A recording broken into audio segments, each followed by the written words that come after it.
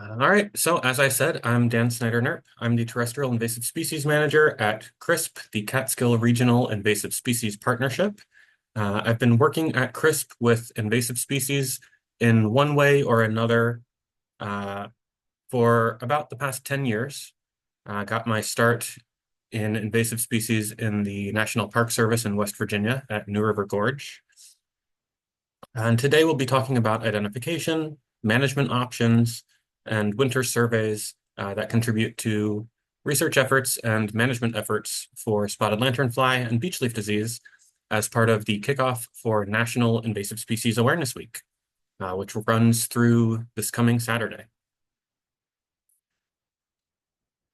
If you would like to check out some more information about CRISP, you can go to catskillinvasives.com or our Facebook page at the bottom there. You can also email me with any questions about invasive species or call that phone number at the bottom of the screen, and it'll be on the last screen of the presentation as well. All right, to start off with, CRISP, the Catskill Regional Invasive Species Partnership, is a program of the Catskill Center for Conservation and Development, which I know there's some long names here. So the Catskill Center is a nonprofit. It was founded in 1969 and is headquartered in Arkville, which is like smack dab in the center of the Catskills blue line you can see on the map here. This map being a map of New York State with the CRISP active region highlighted in green, the New York City watershed highlighted in pink, and the Catskills blue line highlighted in blue. So the Catskill Center, being in the heart of the Catskills, has the mission to protect and foster environmental, cultural, and economic well-being in the Catskills region. CRISP has been a part of that mission since 2007, with the program mission to promote education, prevention, early detection, and control of invasive species to limit their impacts on the ecosystems and economies of the Catskills. CRISP isn't unique. It's one of 8 programs throughout New York State, the PRISM network, Partnerships for Regional Invasive Species Management. And together, the PRISMs form a contiguous network of invasive species management programs, each focused on unique invasive species needs of different regions of New York. The PRISMs are all funded through the Environmental Protection Fund, in whole or in part. CRISP is focused on the 3.3 million acres surrounding the Catskills blue line, as you can see on the map here. And as I mentioned, we work in a number of different avenues to educate the public, educate practicing land management professionals like DOT staff and landscape professionals. We survey and manage invasive species across the landscape using a tiered system that I'll get into in a little bit, a priority system for deciding which invasive species need to be worked on when. That is common throughout New York State. And we also do a lot to educate the public on best management practices, survey methods, and ways to contribute to citizen science efforts and research efforts, especially for critically high priority invasive species like beech leaf disease and spotted lanternfly. I talked ahead of myself a little bit.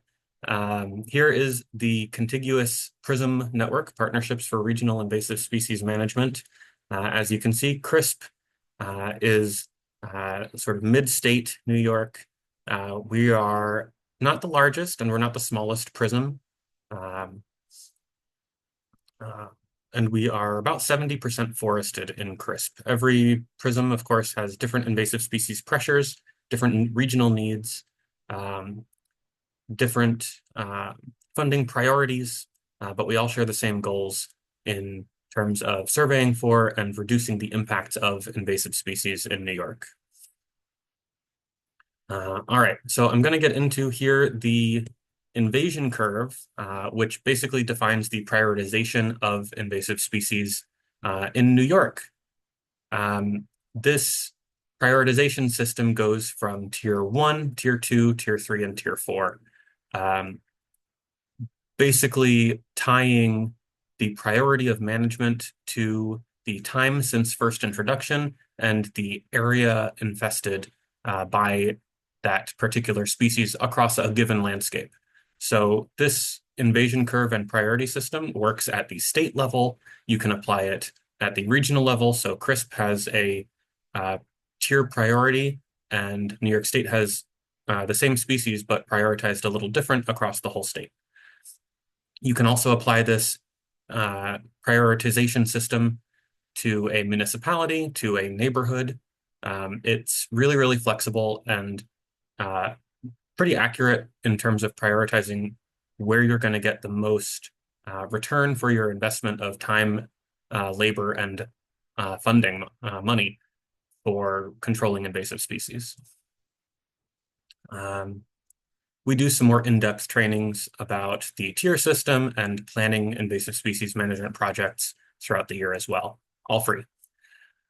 Okay, so tier 1 is basically the priority tier where you get the biggest return on investment for the time and money you spend working on an invasive species. And that's prevention. So tier 1 is when a species is entirely absent from a given area, and you don't have to spend any man hours on the landscape surveying for it or managing known infestations because it's not there yet. And it's much, much easier labor-wise to stop something from being introduced at all than it is to eradicate a new invasive species. Tier 2 is mostly what CRISP works on. It's what most of the prisms work on. So tier 2 is newly introduced invasive species, maybe things that are known to be very invasive further south in the United States or in neighboring regions of the state, or things that are just newly introduced in ballast water or wooden shipping materials, that kind of thing. Things that are new on the landscape, not widespread yet.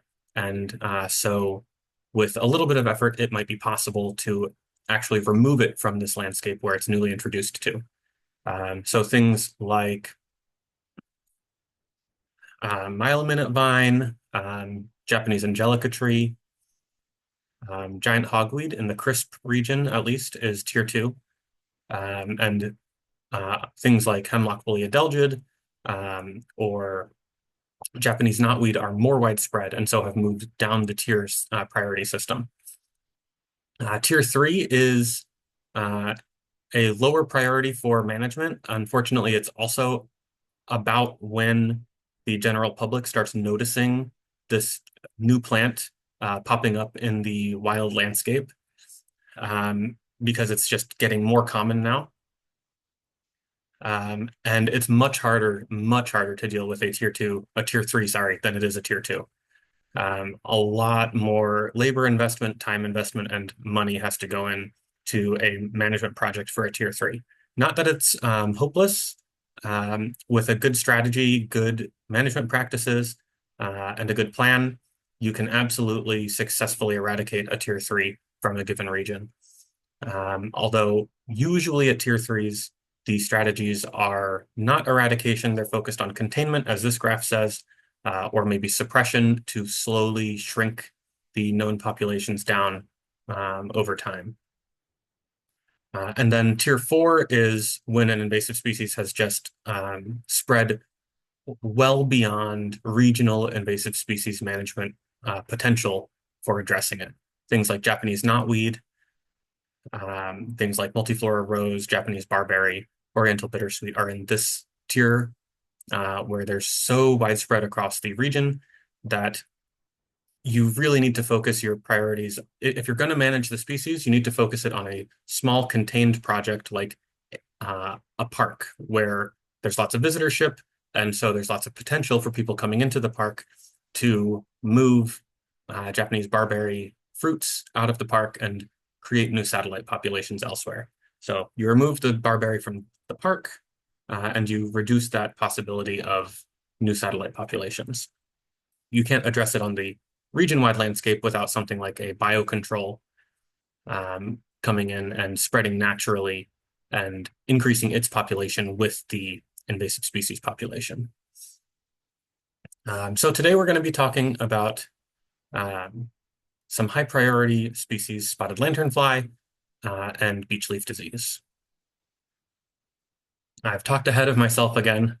This is the same graph essentially, just highlighting the return on investment that you can generally expect for addressing a given invasive species at a given priority level. All right. Now we are getting into the meat and potatoes of tonight. So spotted lanternfly, Lycorma delicatula, is the scientific name. It is a plant hopper from China, introduced in Pennsylvania, spreading pretty rapidly, pretty alarmingly throughout the Northeast. Quarantines don't seem to be having a huge impact in it on its spread. Unfortunately, it's while it is closely associated with tree of heaven or Ailanthus altissima, which is also an invasive plant that we'll get into some details of later. Spotted lanternfly can feed on over 100 taxa globally, and as of current count, over 50 taxa in the United States, and that's over 80 individual species in the United States. It has been reported feeding on. I also hate to say, unfortunately, while Tree of Heaven is by far its most favored host plant, it doesn't seem to require feeding on Tree of Heaven to complete development and to reproduce. It just becomes more vigorous and more fecund if it gets the opportunity to feed on Tree of Heaven, but it doesn't need it.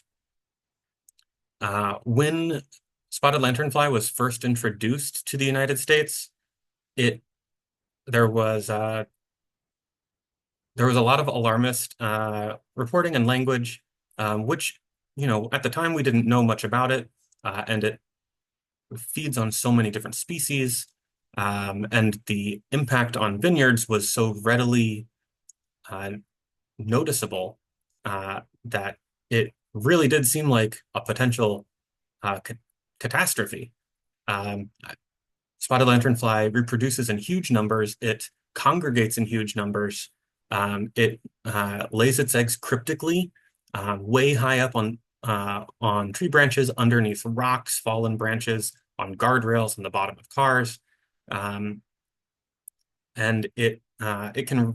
these huge numbers of this plant of this insect can really cause pretty high mortality in vineyards, and that effect was noticed. And then the effect of the congregating behavior of this plant hopper was noticed on maple trees and black walnut trees, to name a few of its other hosts. And there was some real concern that this could be another Asian longhorn beetle, potentially. Fortunately, that has yet to be seen in the US. It definitely does have a high mortality effect on grapevines, and that's not to be dismissed. But it doesn't seem like it has a fast, aggressive mortality curve on apple trees or other stone fruit, on maple trees. It does impact their vigor through just aggressive feeding. So it can stress the trees out, and through other stressors could potentially cause mortality. But thankfully, it doesn't seem to be causing quite the economic catastrophe that we feared. On the left here is a picture of an adult spotted lanternfly, how you'll typically see them in the wild. There are a lot of really flashy pictures of it, and I have one in this presentation with its wings out. But that's not the common way that they hang out when they're just hanging out on a host tree or crawling around. This is how they like to hang out. Still very pretty, very striking. And here is a picture on the right of Tree of Heaven with its uh, long, long branchlets, branches with dozens and dozens of leaflets. Okay, spotted lanternfly phenology. So spotted lanternfly in the US has one reproductive cycle per year, going through four different instars uh, in the early spring, growing to this startling red, black, and white fourth instar before the adults emerge in July and December, July through December, I should say.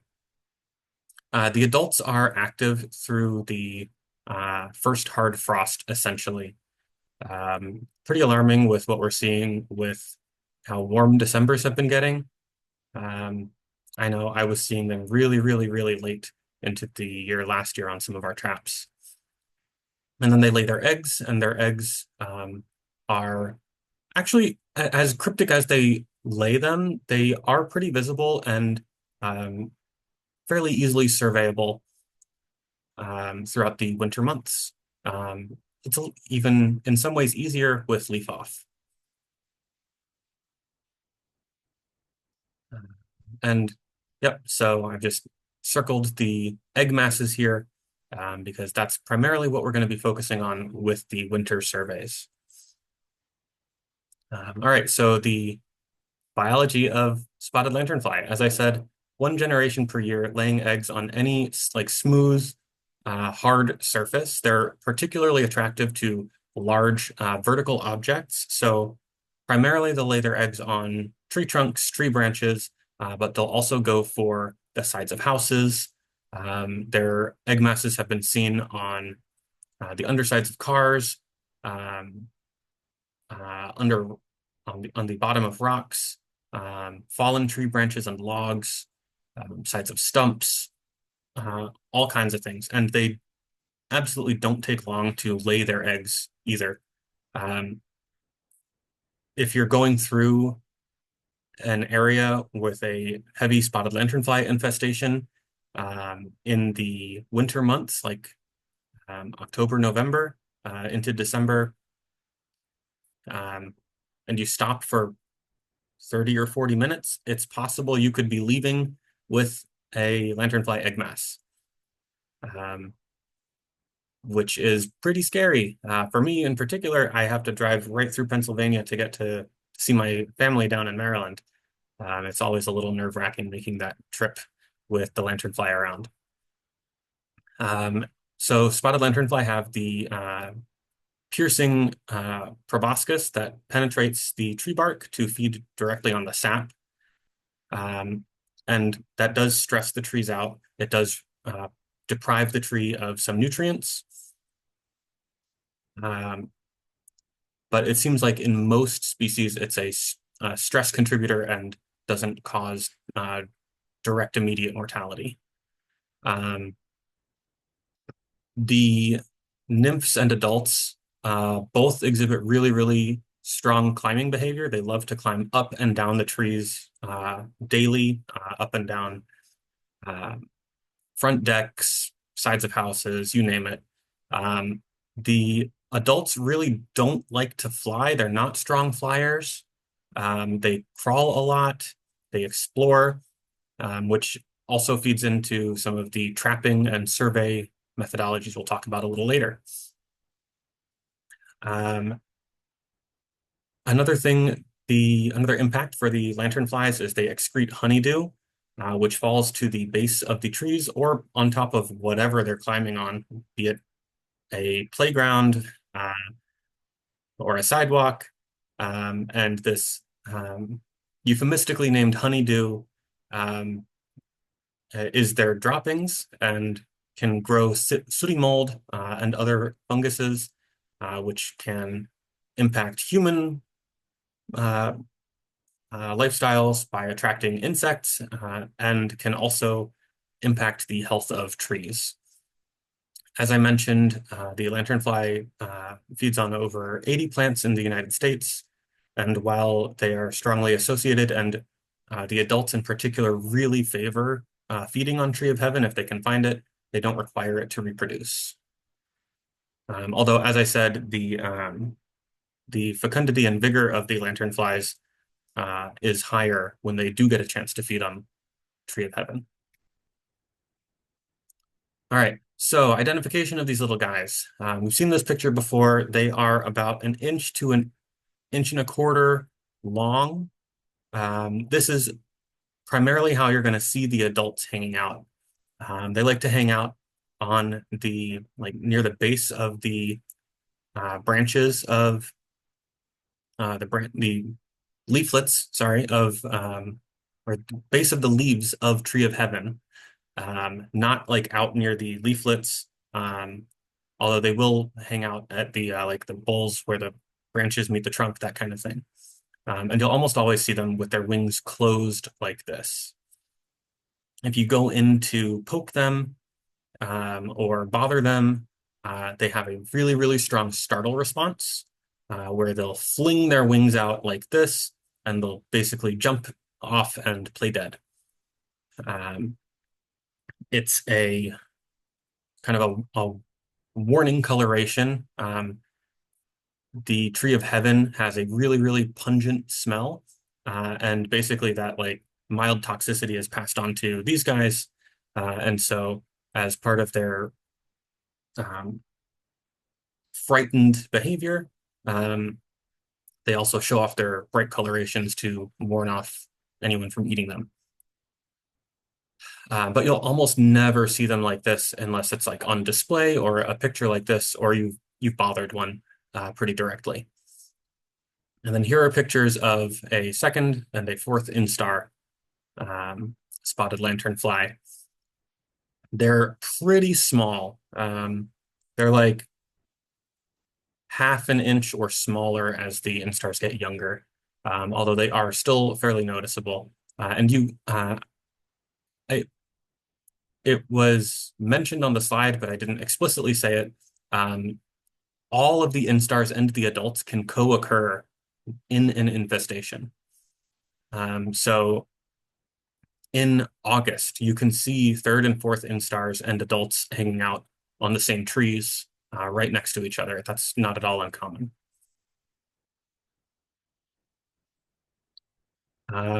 As far as targeting places for looking for lanternflies, I would say if you have a local infestation of Tree of Heaven, that's absolutely a place to go to look for them. If you have black walnut, sugar maples, oriental bittersweet, or grapevines growing somewhere, those are also great places to look for infestations. Although the later in the year it gets, the fewer lanternflies you'll see on those species as they tend to move to the Tree of Heaven as they all become adults. And I'll get into a little bit on how you can find out where those species might be growing near you toward the end of this presentation. In the core of an infestation of spotted lanternfly, this is what it can look like. This is by far not the worst that it gets, although this is pretty shocking. You can see they're all facing up. They're mostly going to be crawling up that trunk. And when they're in numbers like this, they're pretty easy to find. You don't have to worry about hunting around for them. Although this does give another good idea of kind of what they look like in the wild. And here are some pictures of Tree of Heaven egg masses, which is what you're going to be looking for if you go out looking for spotted lanternfly in the winter. They look a little bit like spongy moth egg masses, although the coloration is a little different. They look a little wetter, less fuzzy. And when they crack as they age, think I might have a better picture a little later, but you can see the individual eggs much easier. Um, and unfortunately, the egg masses themselves are pretty cryptic. They're um, colored not too dissimilar to bark. Um, they can kind of look like old dried out lichen on trees. And here's in the bottom right a picture of a bunch of lanternfly egg masses discovered on the underside of a discarded tire. Um, they really will lay their eggs on pretty much anything as long as it holds still and it's decently rigid. If it's hidden, all the better for the lanternfly. Here's a couple more pictures of spotted lanternfly egg masses.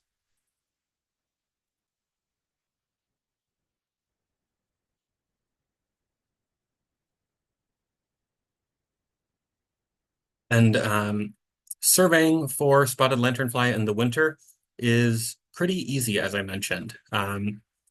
It's a really good idea to bring binoculars uh,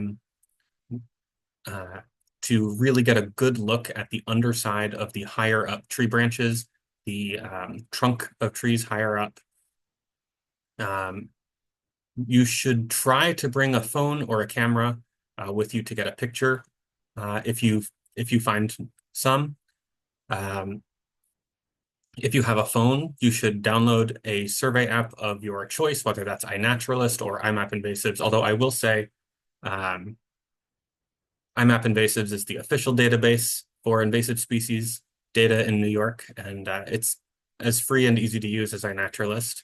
Or if you don't want to use a survey app, a notebook is just as good. You can write where you found it. And warm, rain-resistant clothes during your survey. I didn't put it in a little bullet point here, but you can also bring something hard and stiff, like some sort of scraping tool, like a credit card or a particularly robust business card. Those are really useful for scraping off egg masses that you find that are easily accessible. Although I will say, scraping egg masses off can reduce the invasive pressure and the stress pressure on individual trees in the short term, but it's not likely to impact the population of spotted lanternfly broadly. Even if you scrape off hundreds of egg masses, the population pressure of these things is really, really high. And essentially what will happen is just more lanternflies from the surrounding area will move back in to that area where you got rid of all the egg masses. Um, but if you feel like getting a little catharsis on these things, or you have some particular trees that you want to preserve on your property, absolutely go for scraping the egg masses off and crushing them or drowning them. And then basically what you're doing with this relatively light gear setup is you're identifying where you're going to be surveying, getting all the permissions that you might need to get, and hunting around on anything rigid and hard, particularly the underside of things. You can prioritize areas like parking lots that have a lot of visitorship. I didn't explicitly mention it earlier, but spotted lanternfly are very, very good hitchhikers. Particularly the adults, they have this really strong climbing and exploring behavior. They don't really love to fly, so they'll just cling on to something while it's driving around or walking around and hop off somewhere else. So parking lots, campgrounds are great places to prioritize. Highway pull-offs and rest stops are all high likelihood areas for spotted lanternfly. Again, anywhere with populations of tree of heaven or any of their other favored host species. Although, again, later in the year, I would prioritize tree of heaven over its other host species. And then you're turning over logs, looking on the underside of guardrails.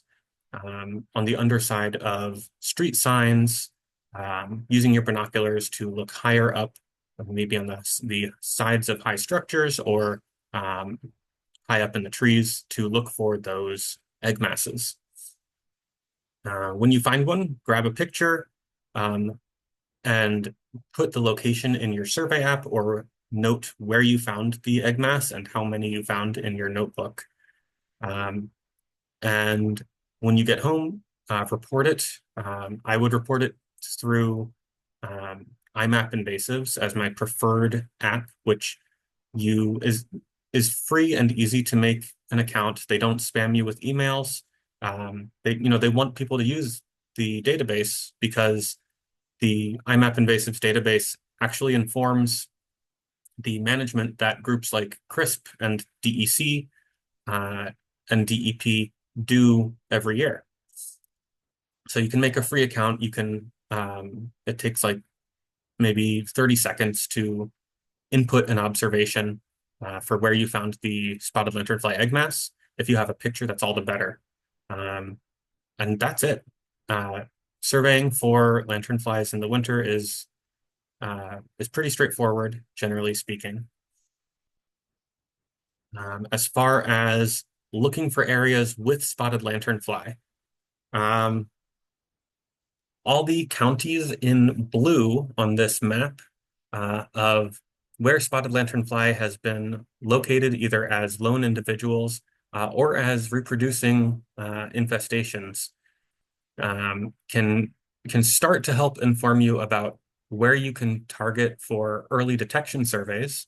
Those are going to be the green counties with the red dots or without red dots that are bordering blue counties here. Those are going to be areas that are on the edge of reproducing and spreading infestations of spotted lanternfly. You can also target core infestation surveys at the blue counties, of course. Pretty guaranteed to find them, especially as you go further and further into the core of the infested area.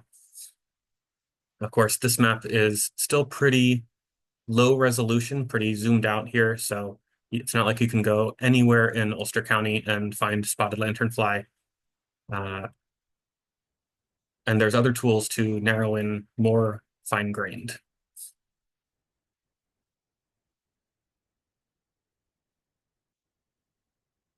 So here is just another look at the currently known infestations of spotted lanternfly throughout the Northeast.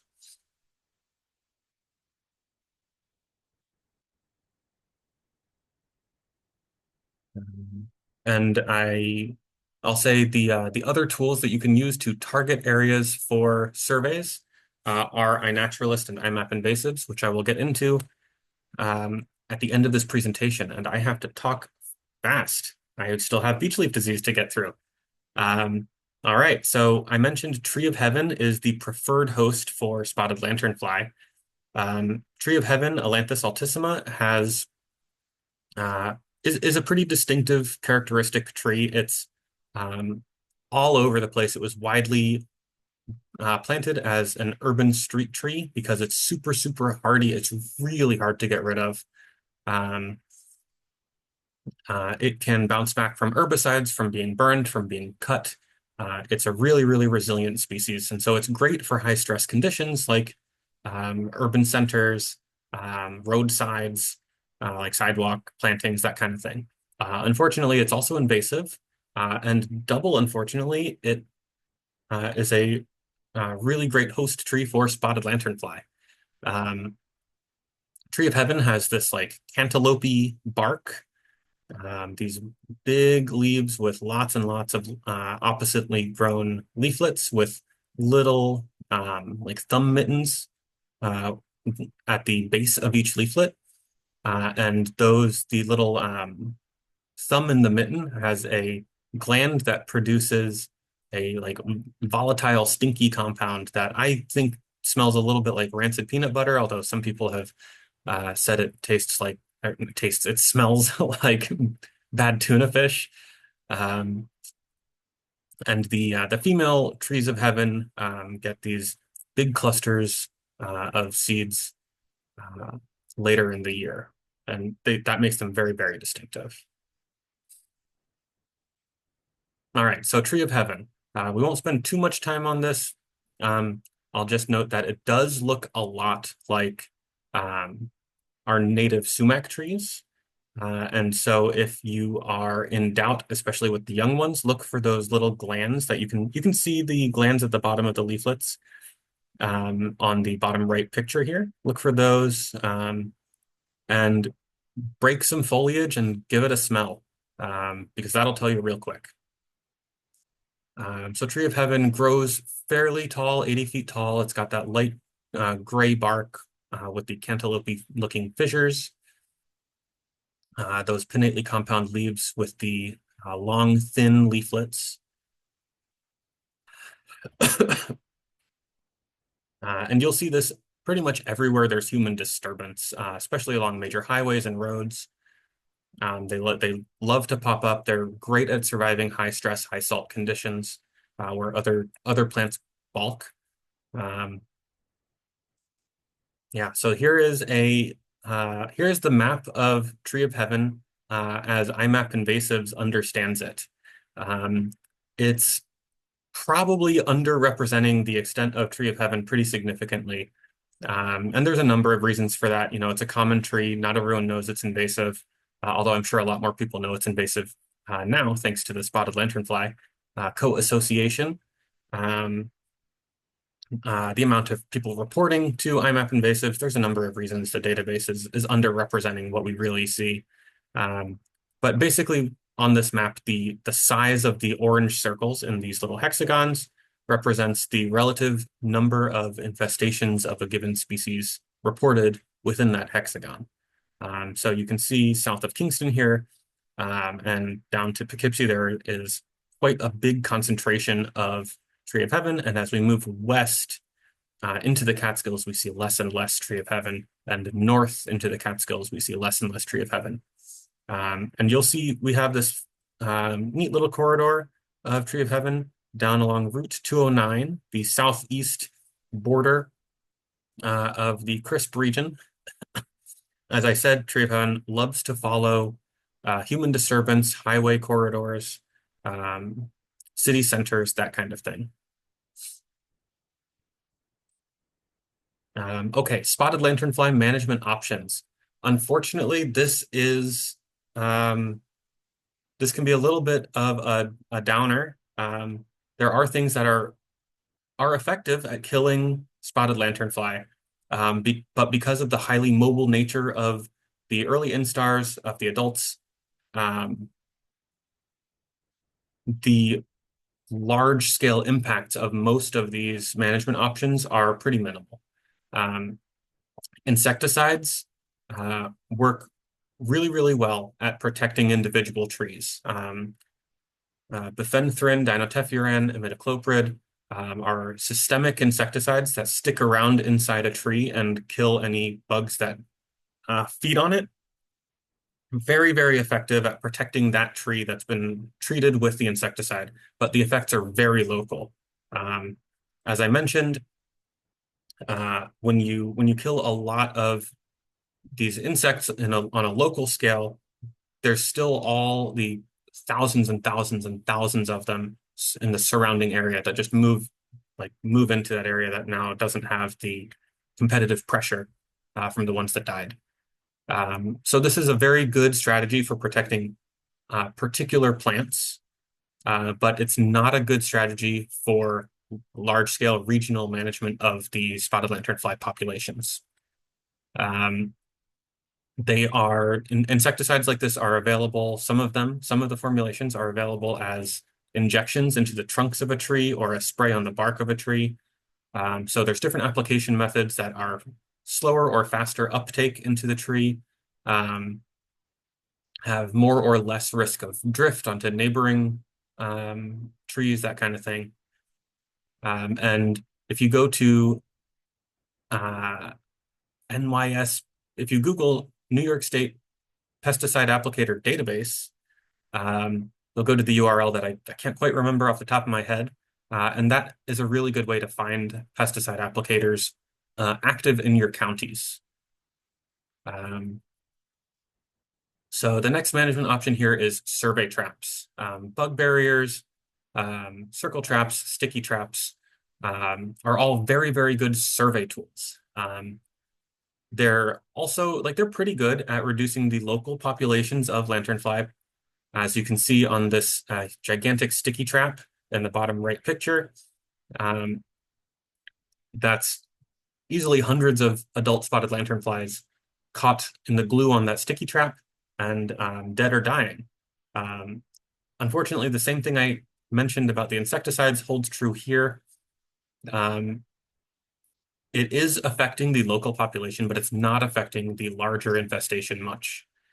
And so really traps should be seen as a survey tool more than a management tool. Although survey tools themselves are a form of management in that they inform research.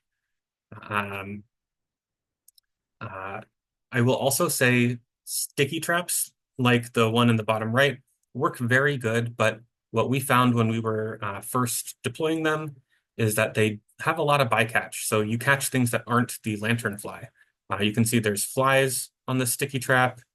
Um, I've heard reports of squirrel fur being found in these sticky traps, birds in some cases. Um, it's uh, it's unfortunate, which is why most people doing trapping for lanternflies have at this point moved to these circle traps, is what they're called. Um, they're really, really easy to make on your own. Crisp hosts trainings on how to make circle traps from stuff you have at your house and can buy for a couple dollars at a hardware store.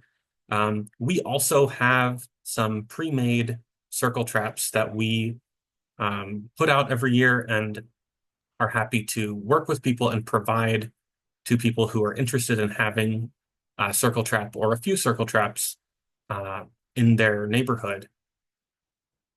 I think at this point we have about 26 circle traps that we can coordinate with folks on.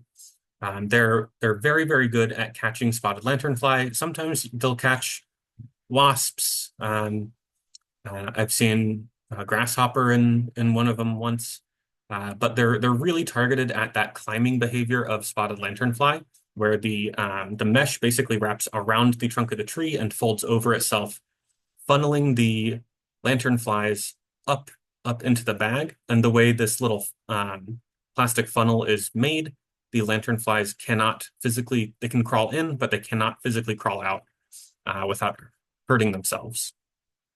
And so the bycatch is really, really reduced. It's specifically targeted at their crawling behavior. It's a very good survey tool. If you're interested in making some yourself or borrowing some of ours, you can contact me. My email will be at the end of the presentation. Ongoing research for spotted lanternfly. There are a couple of entomophage funguses, which are funguses that eat insects, that have been found to infect and impact spotted lanternfly. There are 4, although 2 of them are the like big players, being seen as the big players, really. Bovaria, bassiana, and Batcoa major. I mentioned these because Bovaria is available commercially, although it doesn't seem to have as large an impact as Batcoa major, which is naturally occurring at low levels, patchy distribution throughout the United States. So there's ongoing research into these in terms of getting them approved for use on spotted lanternfly, determining how effective they are, that kind of thing. There is also some other biocontrol research going on an egg and a nymphal parasitoid for spotted lanternfly, although that's still in quarantine research. We're a long way away from that being approved for general release on the landscape. Okay, beech leaf disease. If you came for beech leaf disease information, I apologize that I spent so long talking about spotted lanternfly. Um, Beech leaf disease is a disease of beech trees. It is associated with the nematode Metalenchus crenati mccannii. Um, the nematode is associated with the disease, although there are a lot of cases where the nematode occurs where the symptoms of beech leaf disease are not displayed in the trees. The origin of beech leaf disease is really unknown, and it's whip fast. It kills beech trees of all age classes really fast. Youngest trees die quicker, and this is a real problem because beech maple forests is one of the most common throughout New York State and in the crisp region. And so removing one of the fundamental species of a forest type has all sorts of knock-on effects. Of course, opening up the forest floor to sunlight um, basically gives invasive species a jump start over native species exploiting that sunlight. There can be erosion concerns, soil health concerns, um, hazard tree concerns, uh, and so the impacts of beech leaf disease are potentially pretty alarming, especially considering how fast it spreads and how fast it kills beech trees. Here is a pretty alarming map of the spread of beech leaf disease in the United States and into Canada since 2012 when it was first identified. You can see just how fast it spreads with the each solid color is a different year, and that county's first identification of beech leaf disease. Um, it it spreads really, really fast, and I've seen it happen in real time. Forests out in Delaware County. One year we saw maybe a dozen trees displaying symptoms of beech leaf disease, and literally the next year, hundreds of trees just along the trail that we were surveying, um, displaying very obvious beech leaf disease symptoms. Very, very alarming uh, infestation. All right. Symptoms of beech leaf disease for when you're out surveying. Um, Luckily, beech leaf disease is pretty distinctive, especially if you look at a number of, like a larger number of leaves. So early infestations will have this light banding effect on the trees, and even on the same tree, you can see there are some leaves that are unaffected and some that are just displaying this dark striping, this dark banding um, along the leaf veins. It's pretty easy to see it if you just stand under a tree and you look up through the canopy, especially on sunny days. You can also see this chlorotic striping if you look at one of I don't know if you can see my cursor, but if you look at some of the bands and the uppermost or lowermost leaves, you can see some light green chlorotic striping here. And as the as the infection progresses, the banding gets heavier and heavier, more and more obvious.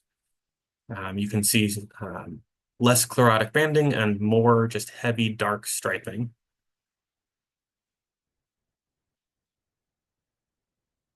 And as the disease progresses even further, you start to get very obvious chlorosis and necrosis. You get twisting and puckering on the leaves. Basically, eventually the leaves die back. The tree doesn't get uh, as much energy from photosynthesis. The branches weaken and die. And you can, if a tree is late in its infection period, infection progression, you can see young leaves emerging from the buds with this necrosis and puckering.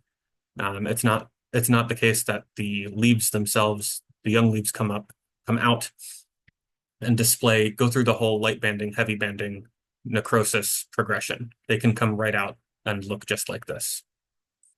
And even late in the infestation, in the infection, you can see many asymptomatic leaves alongside the symptomatic ones. Here are some more banding examples on moderate and heavy infections, more leaf puckering and chlorosis,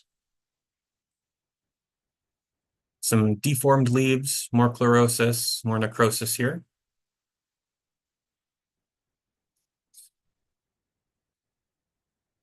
And very, very light banding on some young leaves just emerging.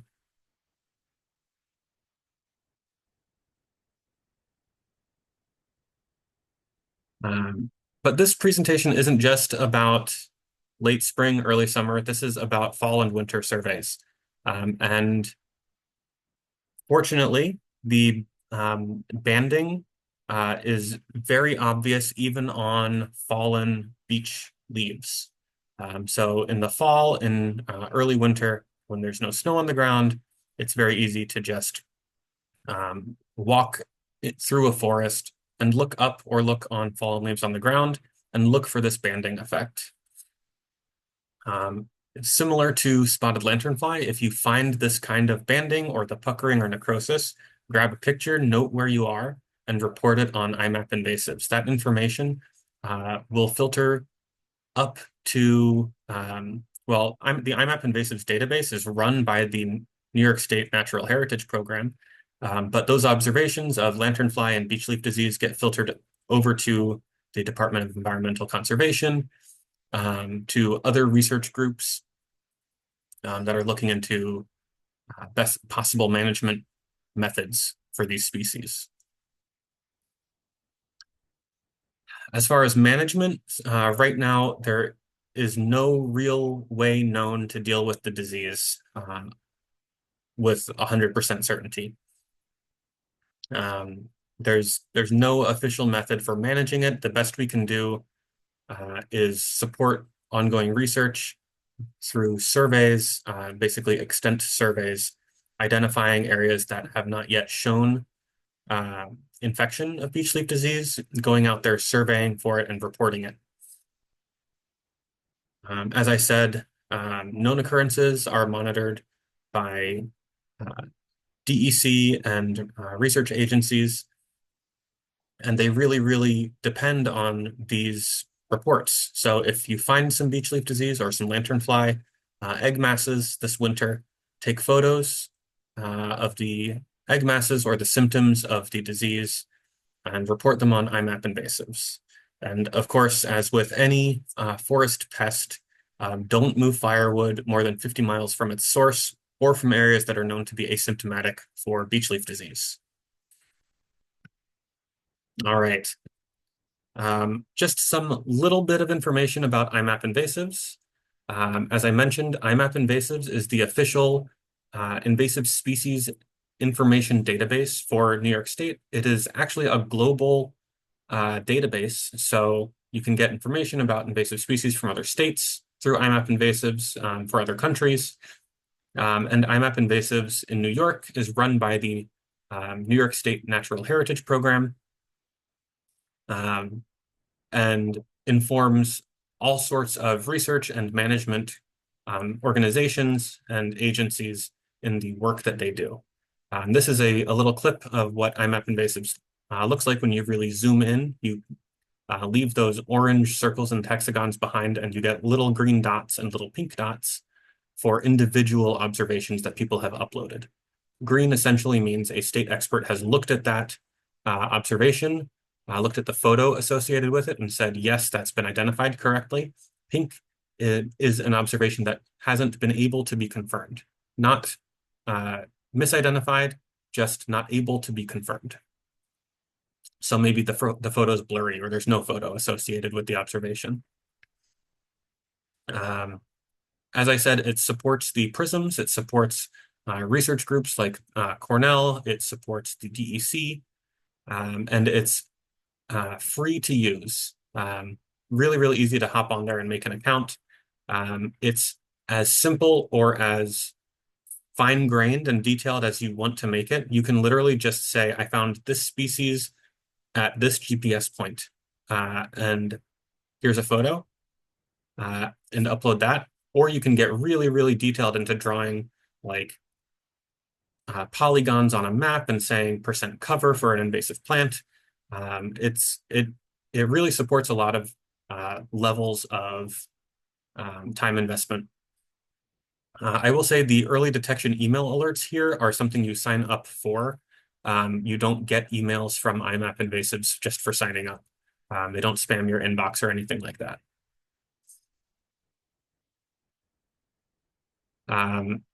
This slide is basically just saying that IMAP invasives historically has been mostly fed by historic bulk uploads of data from like physical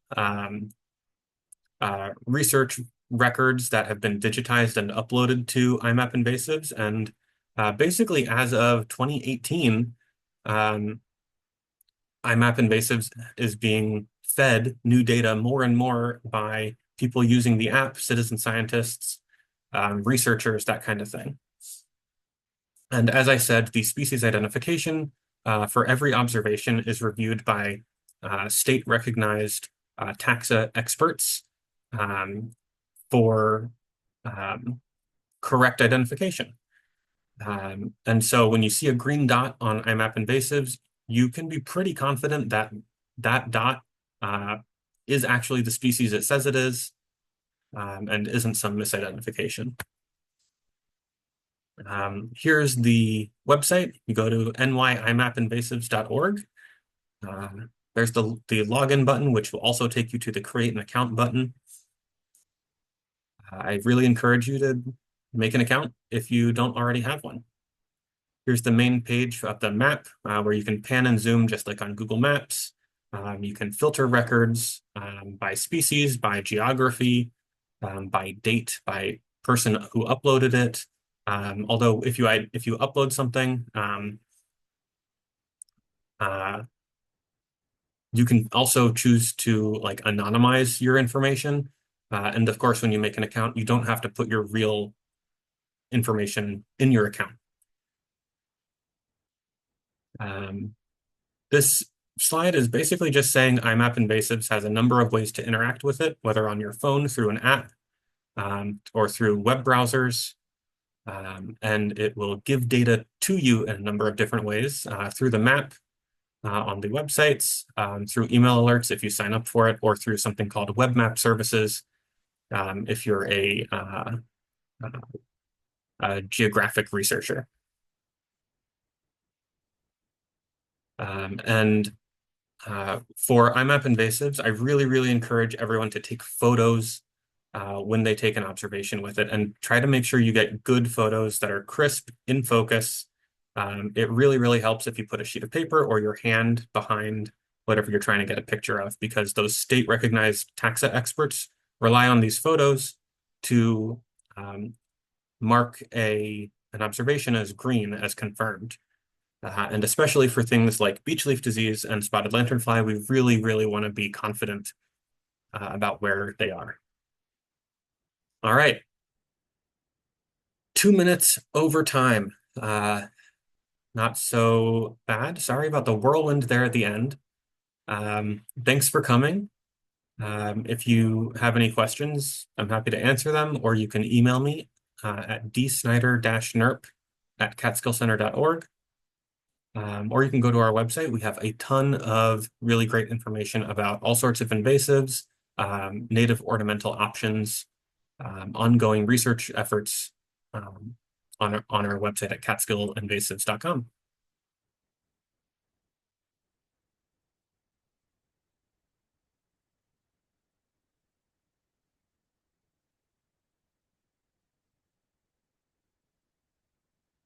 All right. Well, I'm not hearing any questions. So I hope you have a good night, and thanks for coming to this presentation. I hope you get out there and you survey for lanternfly and beech leaf disease and don't find anything.